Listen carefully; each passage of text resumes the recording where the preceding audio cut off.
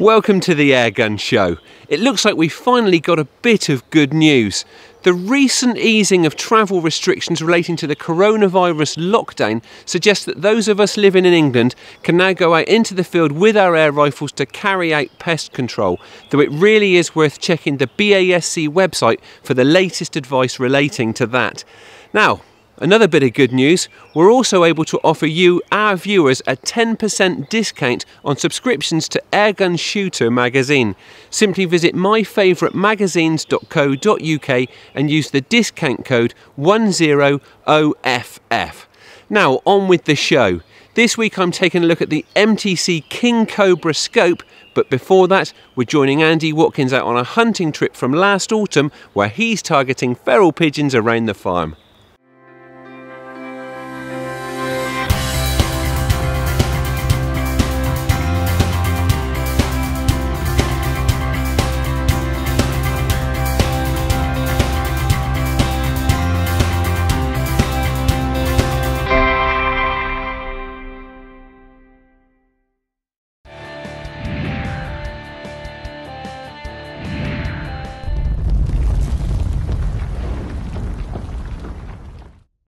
Asked today to come out to a farm, and they've got quite a problem with feral pigeons. They're landing up on the roofs and then going into the sheds and defecating all over the equipment, the farm machinery, and also the corn and feed that's stored in the sheds.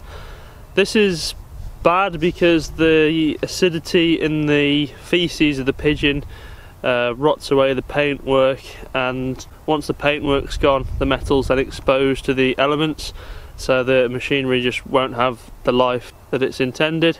And obviously you don't want pigeon muck in any sort of cattle feed because that's just a risk of disease. I've had a quick walk round with the farmer, and sod's law, there's not as many pigeons around as there normally is. He tells me there's normally about 40 dotted around. There's one or two flying, and there's a few sat up in the sheds and on the roofs, but not a massive amount, so we're going to have to make the most of it. We're going to have to make every shot count. And for those shots I'm going to be using the Walther Reign. Now, you've probably seen this in a video or two before, but this is a really nice little light compact rifle, ideal for farmyard environments when you're stalking around buildings. Nice and short, so I'm not going to be worried about clipping the barrel off anything, off gates or anything like that. Plastic stock, so if it does get knocked, there's no harm done. The wood's not going to get dented if I was using a walnut stock. On top, I've just got a little 4-12 by 44 scope held on with the sports match mounts.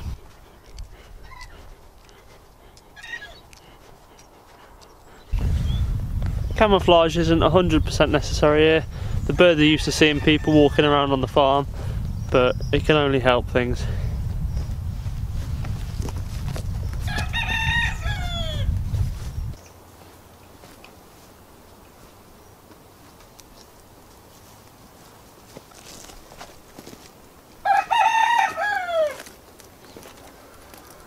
Andy's first chance comes pretty quickly. Apart from being compact and robust, the Walther Reign is also very accurate, which is bad news for this woody.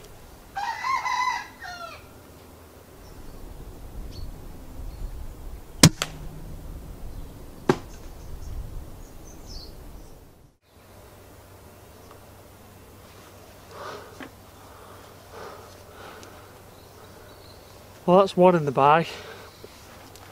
Literally, as soon as I just came around that corner, spotted a young wood pigeon sat up in the tree. Stalked my way down just the side of this little hedge line just behind these chicken sheds. Got a bit of a rest on this solid wall, and yeah, made a... well, I went for a headshot, but I think the paddock dropped a little bit low, possibly because of the angle.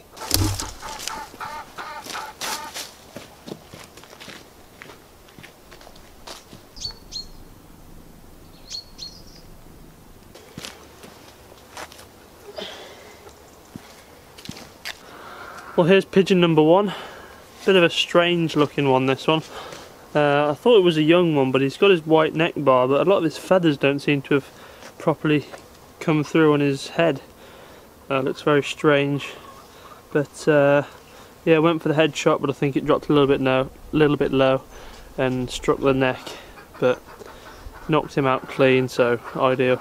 So I'm going to head over to the shed behind me. Apparently that's a good place to start, and there may well be one or two sat up in there.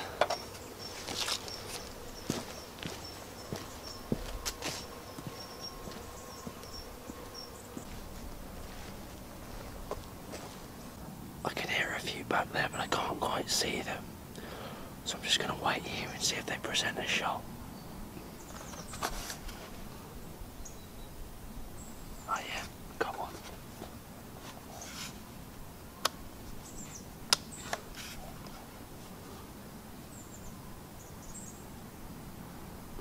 Poor light inside the barn is making things tricky, but the shot is on for Andy.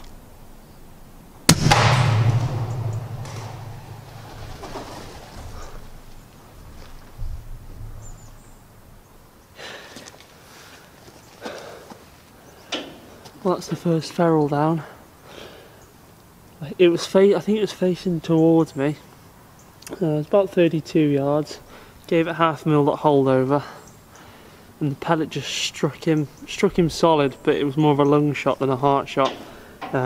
Came out straight above me and just dropped in the field behind. It's always worth watching birds. No, that one was solid, and he's going to be dead down there now.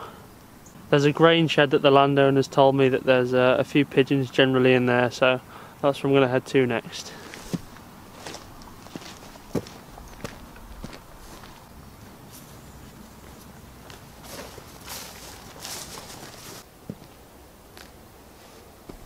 These feral pigeons aren't the wariest of birds, and there's a chance for Andy to bag a few here.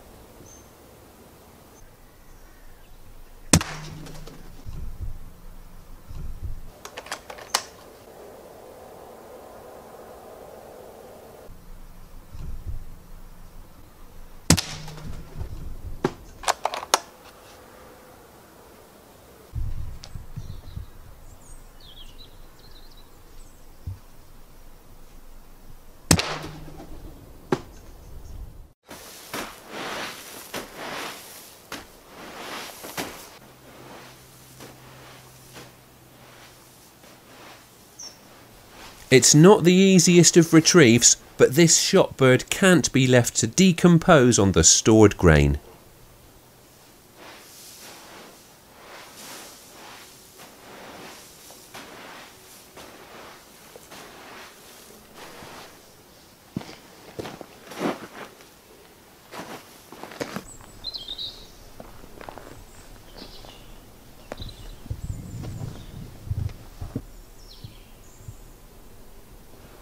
All of the birds have just been picked from this shed, and I just went to move on, and there's a pigeon sat on the roof just across the yard. I'm thinking it's probably one that I missed from in here that spooked off before I got a shot off.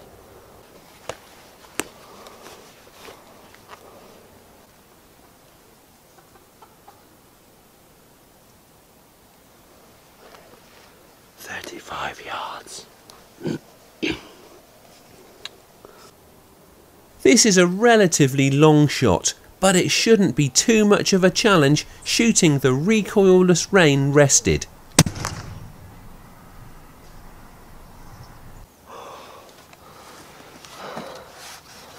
Another nice shot there. A little bit further than all the others I've had today, at 35, but rolled him straight off the side of that roof.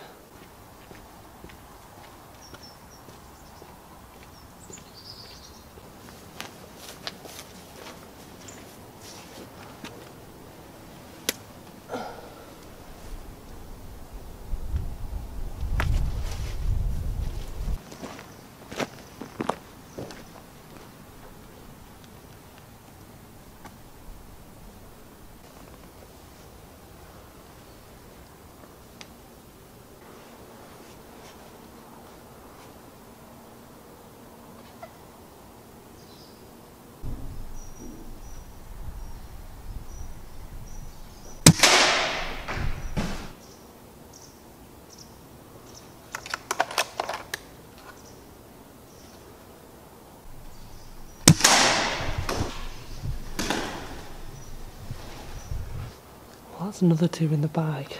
One's just flown to the other side of the shed, and I didn't hear it go out the door. It sounded like it landed, so could definitely be worth stalking on that as well.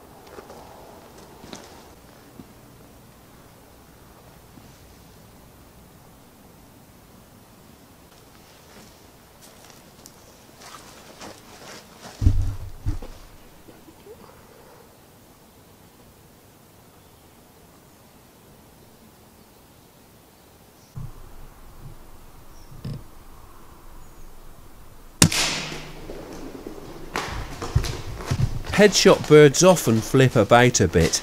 They're dead, it's just a nervous reflex. Well, I didn't think it had left the shed, and it hadn't.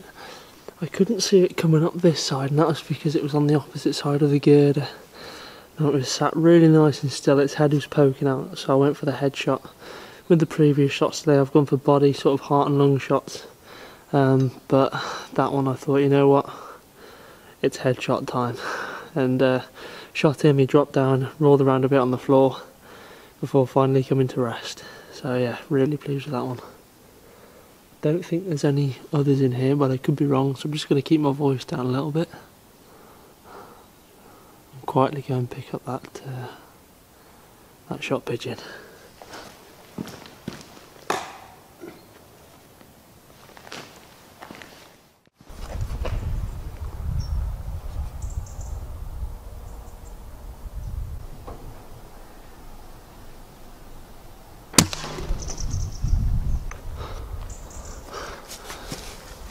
Well, two came down just with each other. I went for the one on the right, just seemed to be presenting an easier shot for me, and I dropped him. Sounded like he rolled down the back of the roof there, so I'm thinking he'll be dead the other side.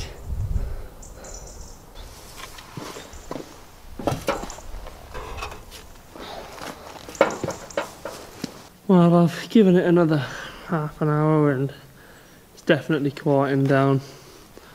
I will just have one more walk around the farm, but I think that might be my lot for today. It's now 2:45. I've been here a good 4 hours, just walking, stalking and whatnot.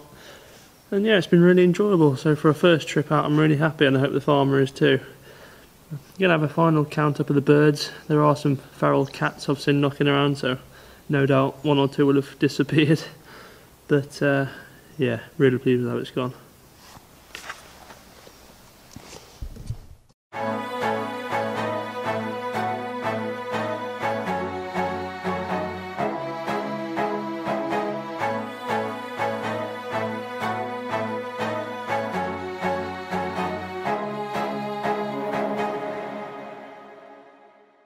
Andy Watkins doing the business on the feral pigeons there, and hopefully we'll all be able to do a lot more of that in the near future. Next up, I'm taking a look at the King Cobra scope from MTC Optics. Check out the great subscription deals for print and digital versions of Airgun Shooter magazine. You won't miss a single issue, even if you can't get to the shops. Not so long ago I made a video looking at the performance of slug ammunition. Now I was only using a 12x magnification scope, and as the target got out to around about 100 metres, it became very apparent that I really could have done with more magnification. Now this is the kind of scope that you need when you start pushing the range. It's the MTC King Cobra 6-24 by 50 F1. It's a pretty serious optic and it retails for £426. This scope is no tiddler. It measures 365mm from end to end and tips the scales at around 750 grams. It is very solidly constructed. It's nitrogen purged, waterproof, fog-proof and shock-proof. It's also packed with very useful features to assist with precise shooting. The King Cobra F1 is equipped with MTC's SC-B2 multi-aim point reticle. Now I really like this reticle because it gives you numerous aiming points to compensate for the effect of gravity and the wind without looking too cluttered. Now the extended vertical element gives you additional holdover points, which is all important for long range shooting.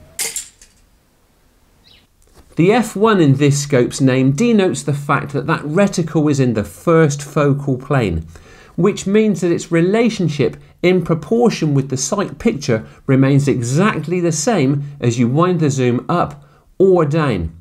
That means that all of your usual reference points for holdover and hold under remain exactly the same whether you go up or down in terms of magnification.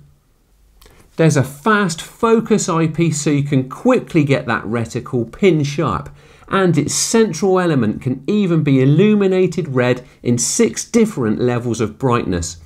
This is a really handy feature for improving the visibility of the central crosshair against difficult backgrounds.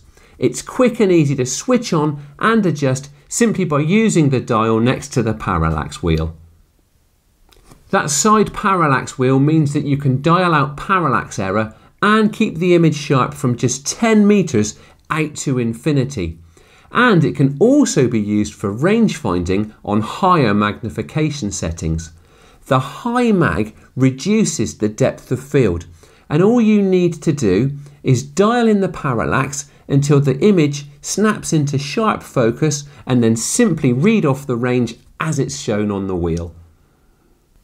Being able to crank the zoom right up to 24 times is a real asset for tackling targets at long range, but this scope is not just for distance work. Because you can wind the parallax down to just 10 meters and turn down the zoom to just 6 times, you've got a good image quality and a decent field of view for taking on close range targets such as ratting around farm buildings. I really like the windage and elevation turrets on this scope.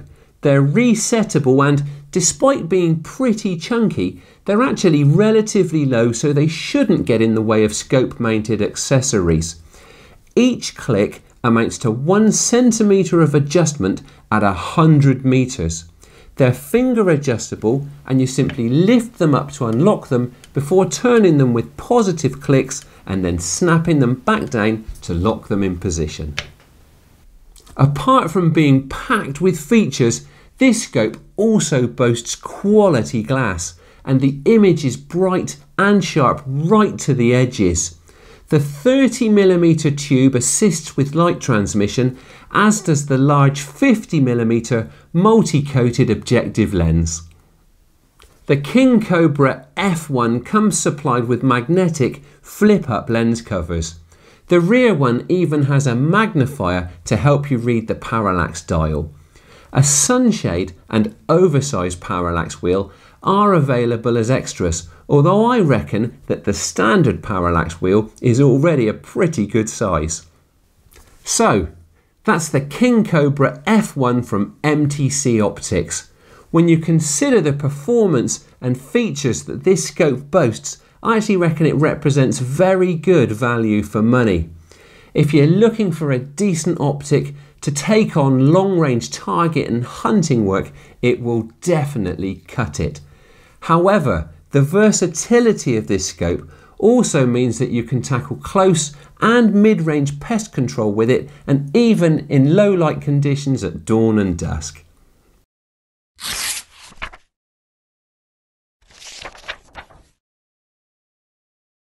Look out for the new and improved Airgun Shooter magazine, packed full of technique, gear and insight from some of the best shooters in the industry.